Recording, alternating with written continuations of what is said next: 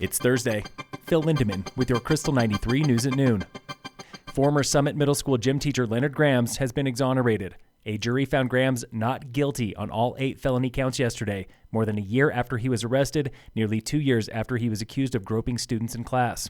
That verdict came after 3 days of jury selection and 5 days of hearings, including testimony from Grams himself and 3 of his teenage accusers. Grams' attorney poked holes in their stories, reminding the jury accidental contact might have happened in class, but Grams did not assault the students. The jury agreed. Related charges are still pending in this case against 3 other former and current district employees charged with failure to report child abuse. 2 men called the cops yesterday from Summit County landfill after pulling guns on each other. The 2 were allegedly fighting over where they were dumping trash. Neither one fired.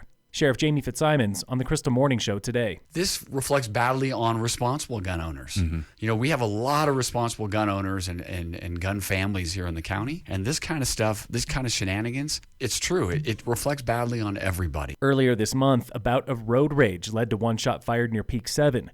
No injuries. 80% of the FIRC Food Market is fresh food, fruits, veggies, even meat. But it's not easy keeping it that way. All of our food has to be shipped in either from the Front Range or from the Western Slope, and we experience a ton of logistical delays. That was Carla Decker with the FIRC.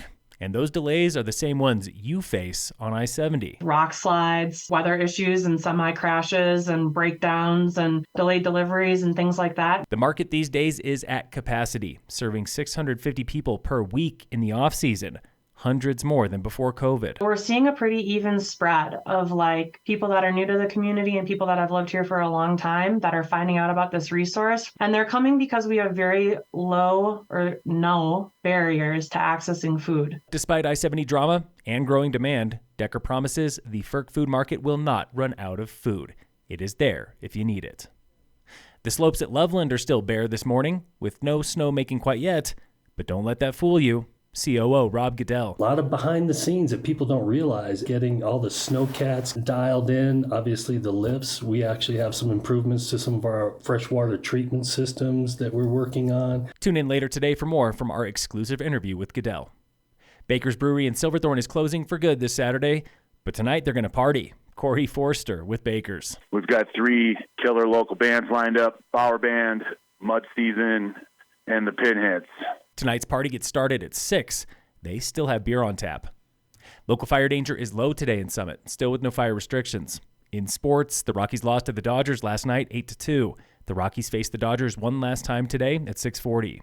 And in local sports, brought to you by Cassandra Schultz and Associates with American Family in Dillon. Lady Tigers volleyball is playing Glenwood Springs at home today. Boys soccer's on the road for Glenwood away. Phil Lindeman, Krystal 93 News.